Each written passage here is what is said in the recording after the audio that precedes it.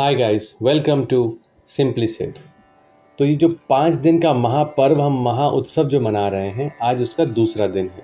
ये 5 दिन का उत्सव शुरू हुआ था धनतेरस से, जो कि त्रयोदशी 13th को थी, और आज चतुर्दशी 14th है। आज का दिन मनाया जाता है रूप चौदस की तरह। कुछ जगहों पे इसको नरक चौदस भी बोला जाता है। इस पर्व का नाम ये क्यों पड़ा, इसकी एक कहानी है जो कि मैं आपको थोड़ी देर से बताऊंगा। पर पहले ये जानते हैं कि रूप चौदस महत्वपूर्ण क्यों है और हमें यहाँ पे क्या करना चाहिए। रूप चौदस के दिन सुबह जल्दी उठकर स्नान करना होता है।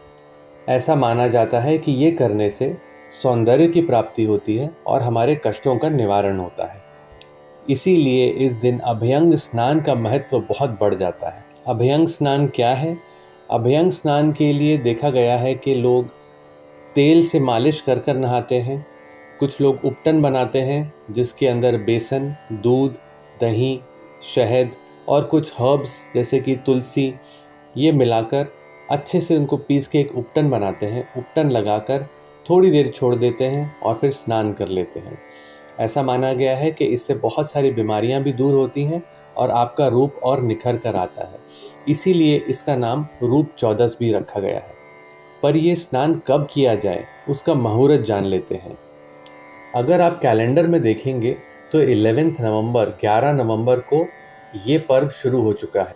लेकिन अगर आप पंचांग देखेंगे तो चतुर्दशी तिथि 11 नवंबर 1:57 दोपहर में शुरू हो रही है। और ये समाप्त कब होगी?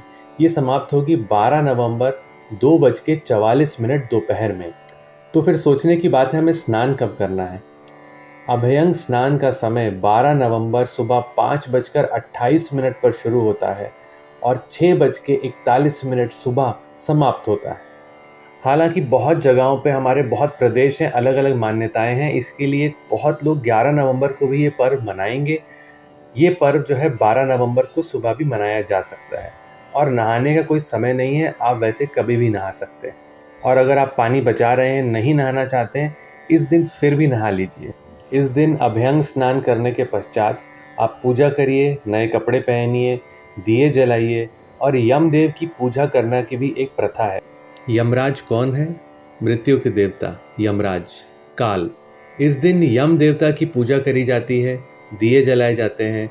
मुख्य द्वार के दोनों तरफ एक एक दिया रखा जाता है और ये पूजा और प्रार्थना करी जाती है कि किसी भी कारणवश हम नरक में कष्ट ना भोगें। अब बहुत जल्दी से कहानी सुन लेते हैं कि इसको रूप चौदस या फिर नरक चौदस क्यों कहा जाता है।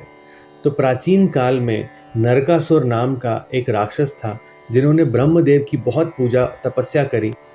ब्रह्मा जी ने उसे अजय होने का वरदान दिया और ये कहा कि उसकी मृत्यु सिर्फ एक नारी के हाथों ही हो सकती है। ये जानकर नरकासुर के अंदर नारियों के लिए बहुत ही घृणा भाव जाग गया। अंदर ही अंदर वो डरता भी था कि हो सकता है कोई नारी आके मुझे मार दे, मेरा मृत्यु का कारण बने। नरकासुर ने ये जानते हुए बहुत सारी लड़ाइयाँ लड़ी देवों के ऊपर। उन्होंने बहुत सारे अत्याचार करने शुरू किए। इंद्र से उन्होंने वहाँ का स्वर्ग का राज भी छीन लिया। तीनों लोकों में नरकासुर का नाम हर जगह गूंजने लगा था। इससे परेशान होकर लोगों ने श्री कृष्ण को याद किया। श्री कृष्ण नरकासुर से स्वयं लड़ने आए और बहुत दिनों तक ये लड़ाई चलती रही। लेकिन ब्रह्मा जी का वरदान होने की वजह से श्री कृष्ण नरकासुर का कुछ भी नहीं बिगाड़ पा रहे थे।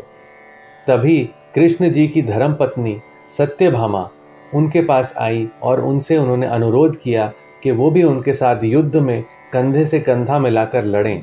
कृष्ण जी ने इस आग्रह का सम्मान किया। कृष्ण जी और सत्यभामा ने ये युद्ध दोनों ने मिलकर बहुत लंबे समय तक लड़ा।